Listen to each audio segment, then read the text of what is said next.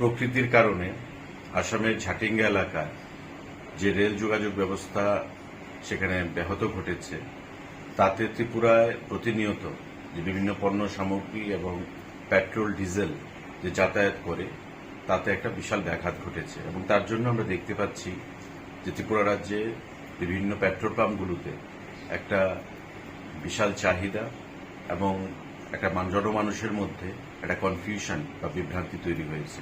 আমি প্রত্যেকের কাছে আহ্বান রাখব যে আমাদের মাননীয় মুখ্যমন্ত্রী সহ আমি এবং আমাদের খাদ্য দপ্তরের আধিকারিকগণ প্রতিনিয়ত ইন্ডিয়ান অয়েলের সঙ্গে রেলওয়ের সঙ্গে কথা বলে যাচ্ছেন এবং যত দ্রুত এই পরিস্থিতি মোকাবেলা করে সম্পূর্ণ নিয়ন্ত্রণে আনা যায় সে বিষয়ে সেখানে আমাদের কথাবার্তা হয়েছে। আর কিছুদিনের মধ্যে আমরা আশা করছি এই যে আমাদের যে পেট্রোল এবং ডিজেলের যে সাপ্লাই তাতে যে ব্যাঘাত ঘটেছে সেটা একটা সুরাহা হবে এবং পুনরায় আগের মতো আগরতলার বা ত্রিপুরা রাজ্যের বিভিন্ন পেট্রোল পাম্পগুলোতে পেট্রোল এবং ডিজেল সরবরাহ নিয়মিত করা হবে। আপনারা ধৈর্য রাখবেন, ভরসা রাখবেন। সরকারের তরফ থেকে সম্পূর্ণ ধরনের ব্যবস্থা গ্রহণ করা হচ্ছে।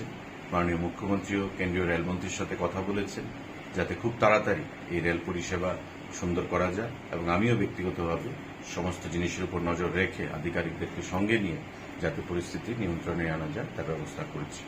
তৎসঙ্গে যারা নিত্য প্রয়োজনীয় দ্রব্যের ব্যবসা করে থাকেন, বিশেষ করে আলু, পেঁয়াজ, বিভিন্ন শাকসবজি, একসময় দেখা গেছে যখন যাত্রী পরিষেবা সেখানে বিঘ্নিত ঘটে, রেল পরিষেবা বা আসামে যখন প্রকৃতির কারণে সেখানে যাতায়াত ব্যবস্থার অসুবিধা হয়, তখন ত্রিপুরা রাজ্যের বিভিন্ন নিত্য প্রয়োজনীয় জিনিসের আকাশ ছোঁয়া মূল্যবৃদ্ধি ঘটে থাকে।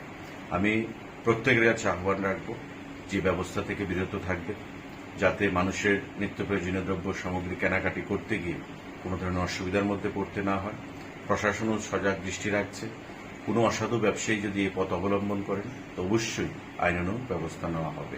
সেই দৃষ্টিতে আপনারা মাথায় রেখে সেদিকে কাজ করে চলবেন। নমস্কার।